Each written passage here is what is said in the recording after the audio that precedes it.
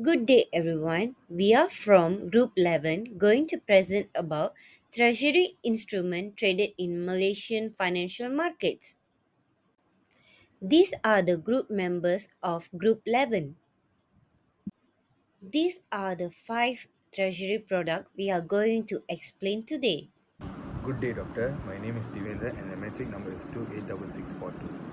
So there are many instruments used by central bank, commercial bank and also non-financial institutions and also financial institutions to borrow and lend money so that they will use the instrument which is issued in the money market. So one of the instrument is MTNs, which also known as midterm note. A midterm note is a note that matures in 5 to 10 years. So midterm notes are transacted on a medium term brokerage and are not exchangeable.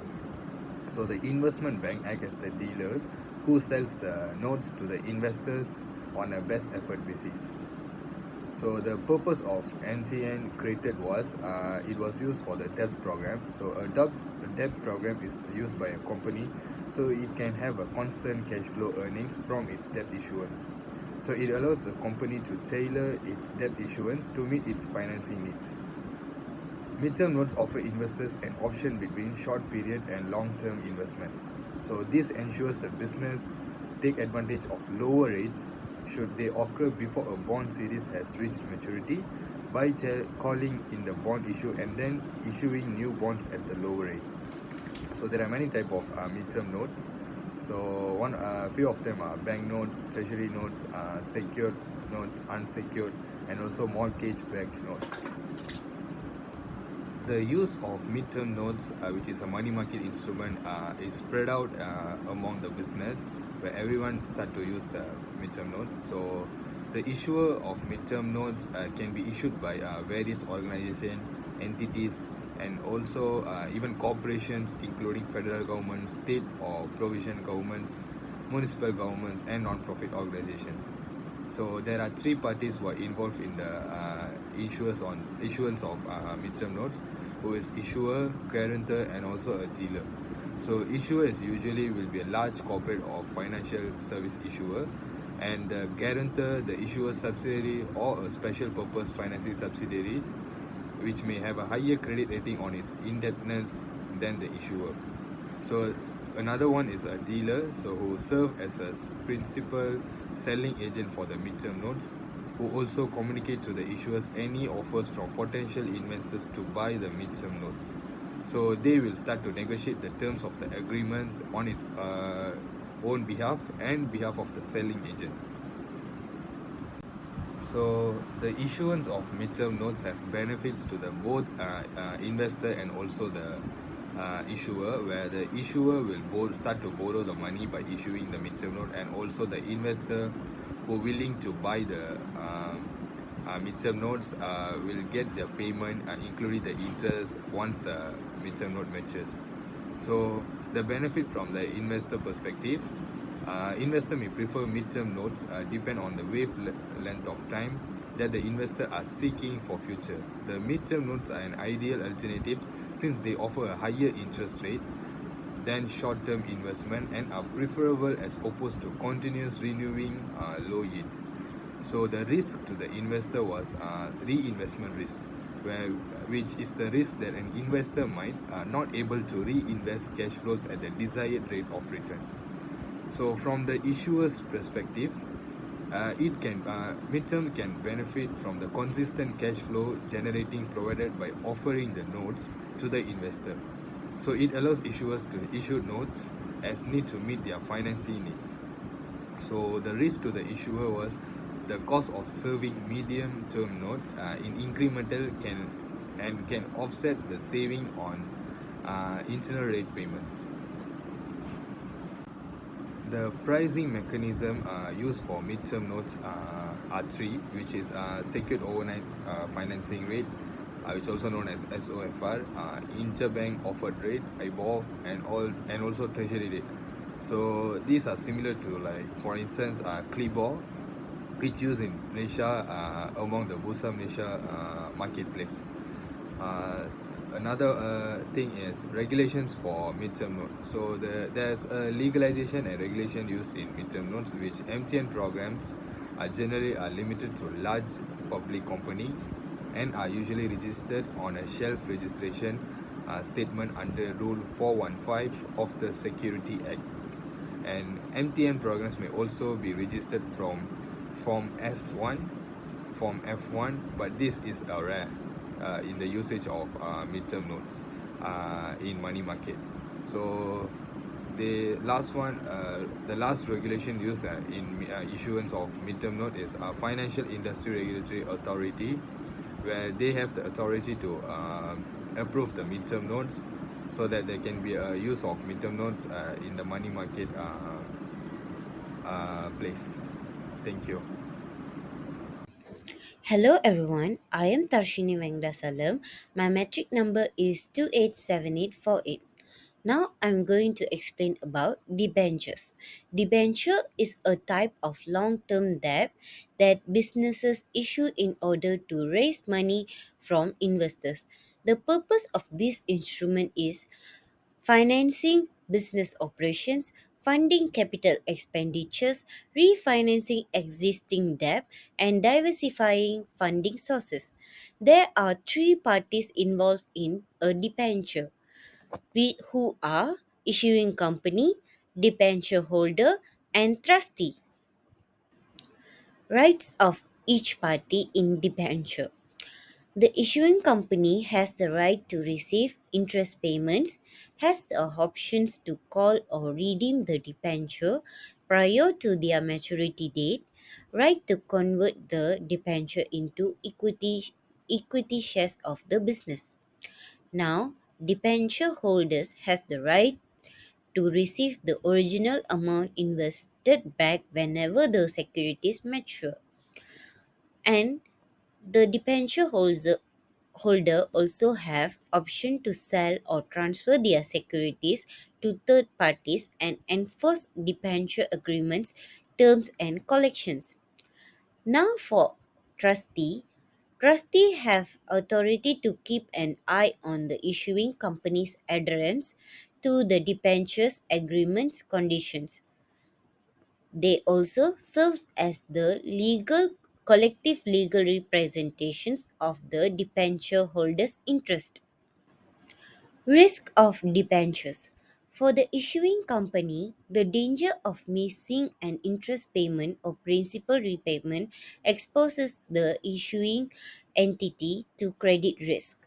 If the value of the debentures decreases, making it more expensive or refinance or issue additional debt in the future, the issuing firm may be exposed to market risk. For holders of fixed rate debentures are subject to interest rate, which is the risk that shift in market interest rates would lower their value.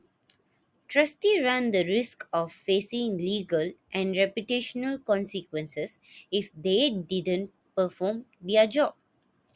The benefits of debenture is the directors receive reassurance and financial protections. For debentures holders must be reimbursed before dividends can be paid to stockholders. Ownership of the company is not increased and therefore profit sharing remains the same. Now let me explain about the pricing mechanisms of debenture. First, an agreement between the issuing company and the debenture holder will be created. Next, the coupon rate is decided, which is the rate of interest that the company will pay the debenture holder.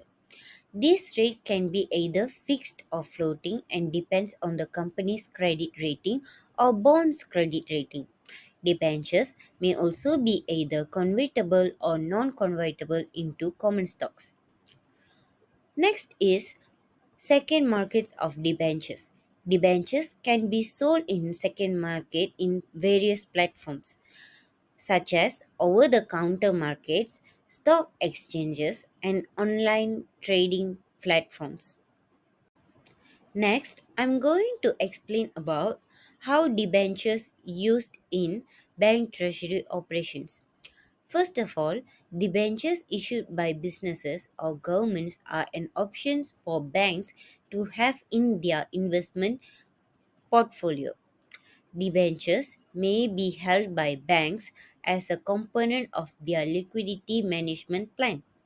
Next, debentures can also be utilized for risk management in bank treasury operations. Lastly, banks can obtain long term finance for their operations or particular projects by issuing debentures. Regulating agency of debenture. The regulator of debenture in Malaysia is Security Commissions Malaysia.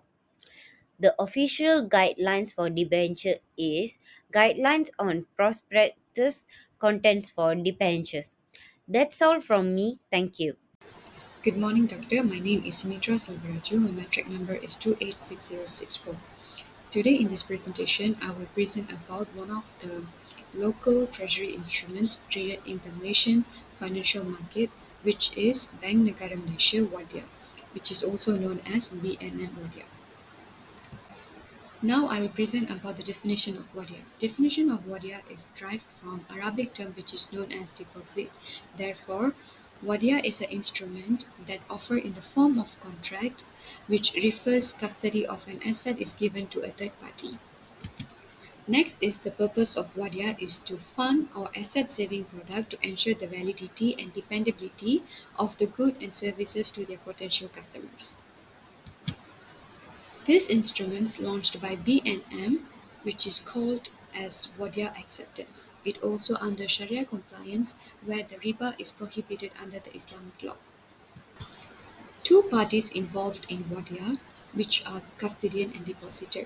Custodian is known as Wadi in this transaction is the BNM, and the depositor is known as Mudi, which is an individual or entity who make use of this instrument.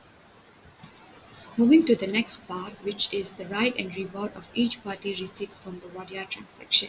The custodian will receive charge fee for safeguarding service from the depositors, and the depositors will receive hiba is the form of gift at the maturity of the contract from their custodian.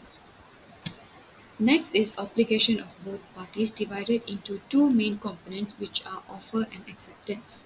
Therefore, the contractual parties must make their acceptance through verbal or in writing or through conduct to form an legal agreement under the law. Because of these obligations, there are four main risks involved in wadia transactions, which are the financial risk, business risk, treasury risk, and the governance risk. Moving to the next part of my presentation, which is the pricing mechanism of wadia. Pricing mechanism of wadia is a pre-agreed profit-sharing ratio between custodian and depositors for the distribution of profit among themselves, which is expressed in the form of percentage.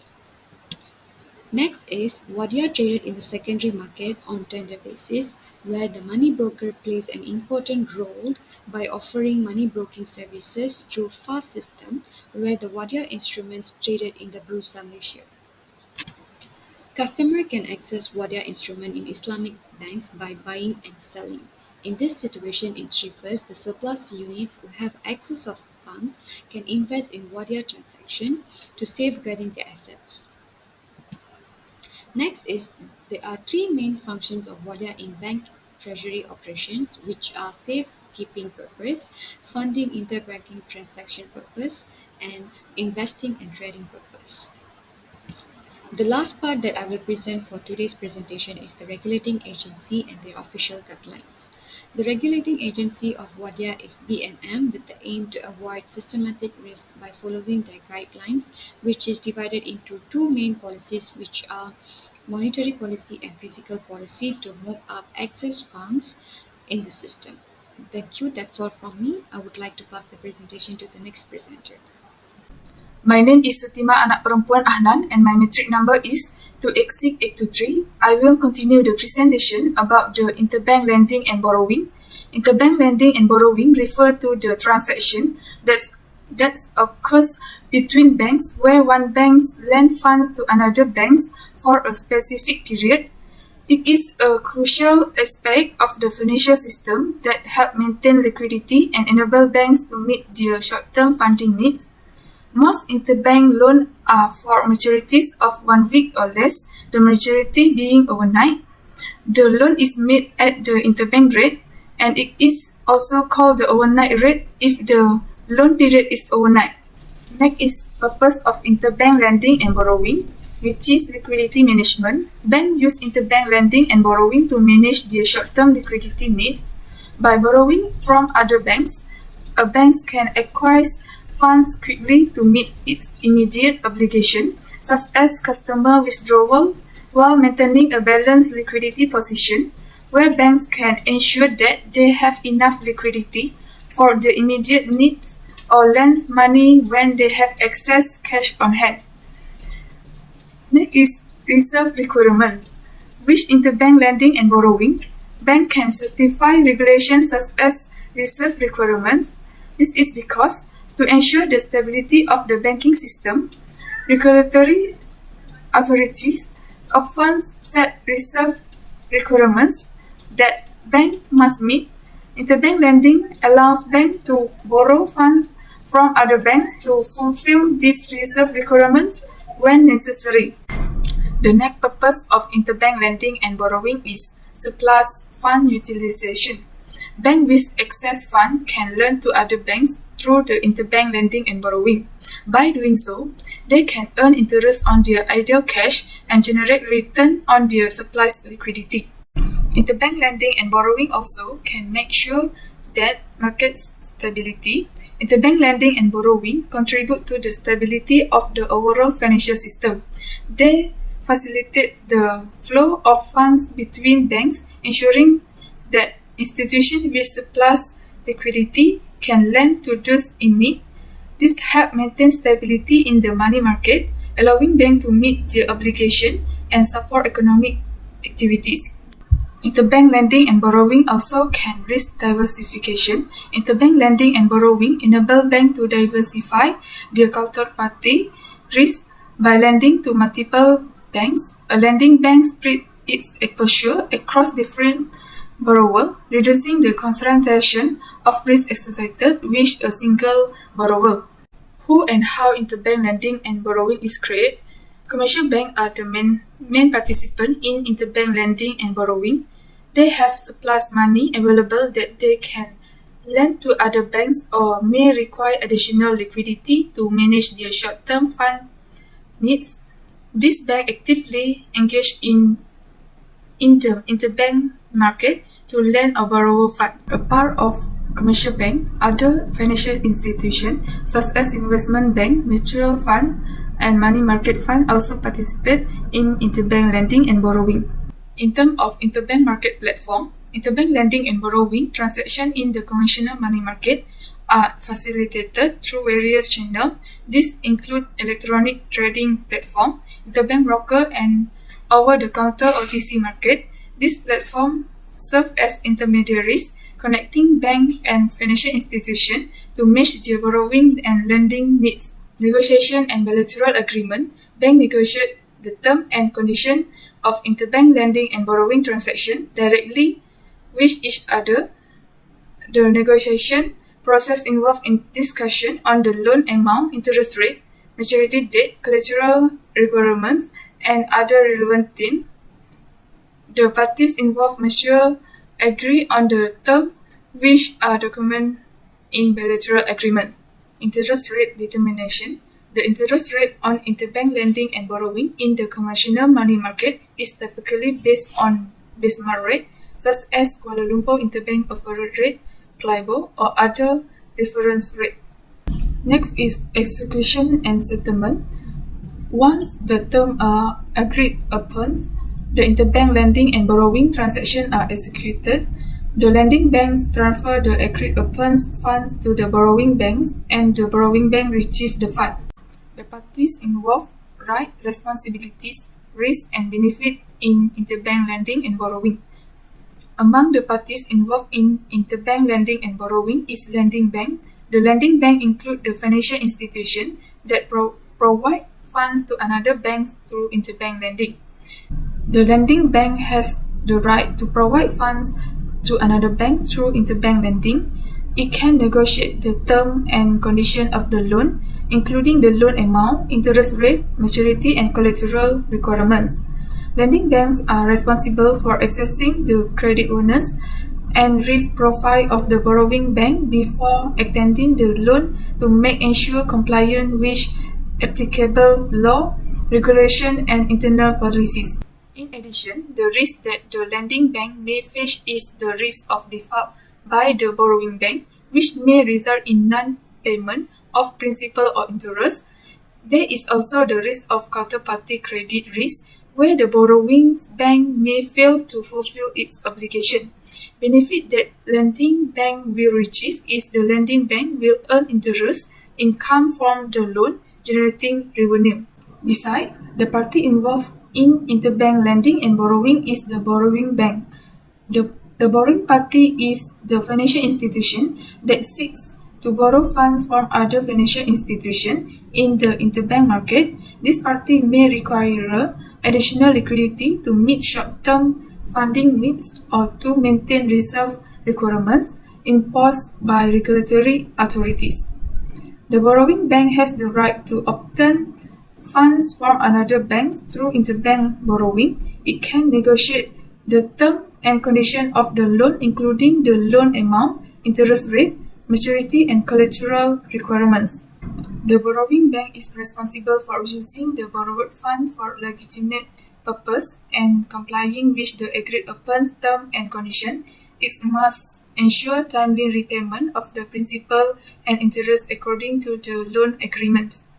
The borrowing bank faces the risk of being unable to repay the loan, which may lead to default and potential reputational damage.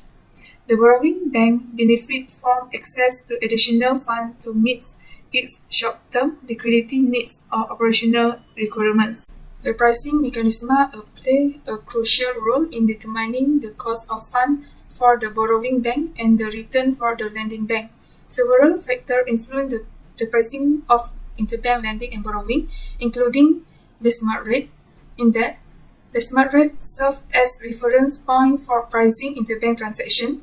In Malaysia, the benchmark rate commonly used for interbank lending and borrowing transactions is Kuala Lumpur Interbank Offered Rate (CLIBOR). CLIBOR serves as the reference rate for Malaysian ringgit denominated loan and financial instrument. The secondary market for interbank lending and borrowing in Malaysia operates through various mechanisms, including over-the-counter (OTC) trading, like the primary market. The interbank lending and borrowing in Malaysia are primarily trade over-the-counter. Banks negotiate and execute transactions directly with each other, either bilateral or through the assistance of broker.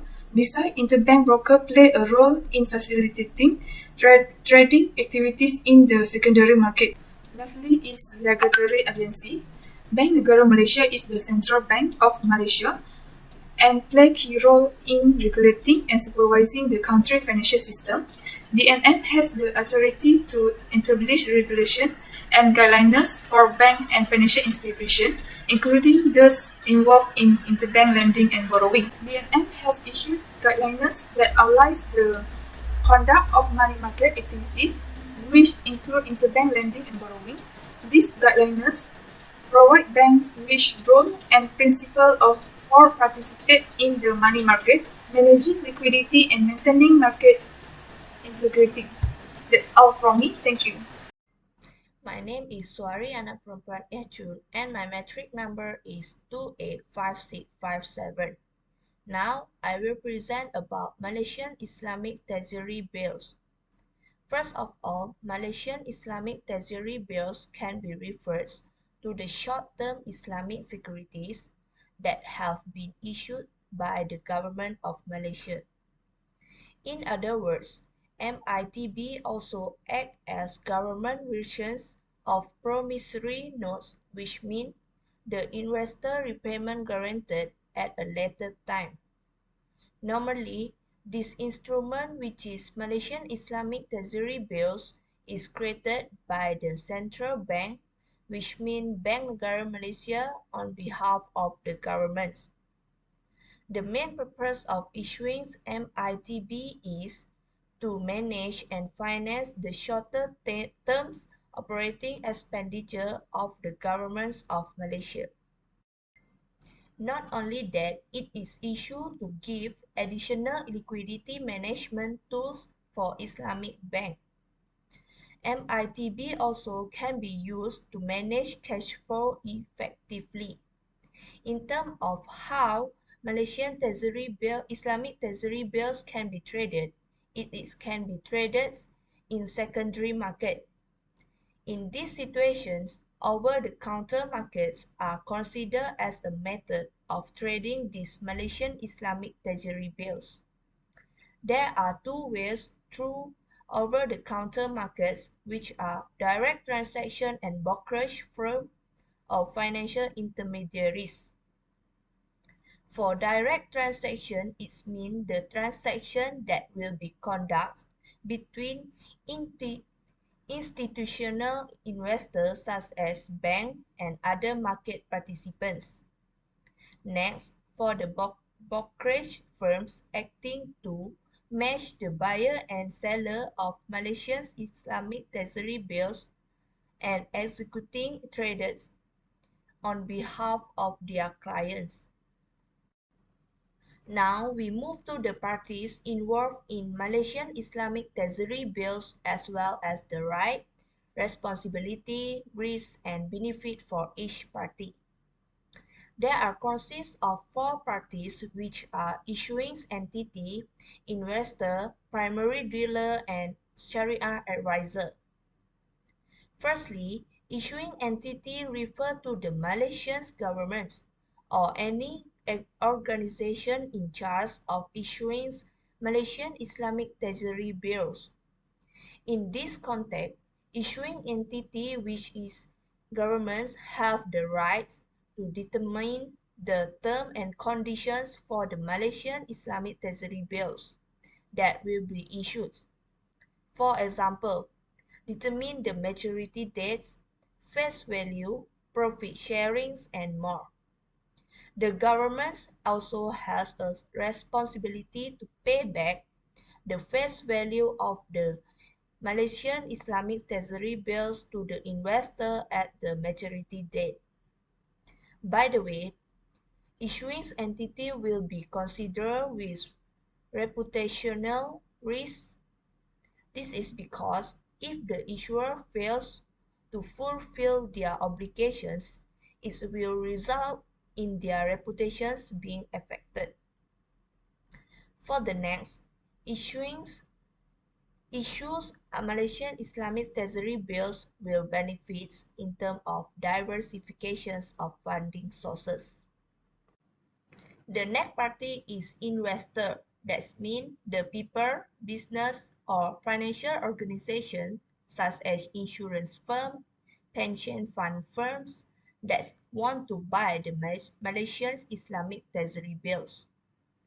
The investor have the right to receive the profits or return of the Malaysian Islamic Treasury bills from issuing entity.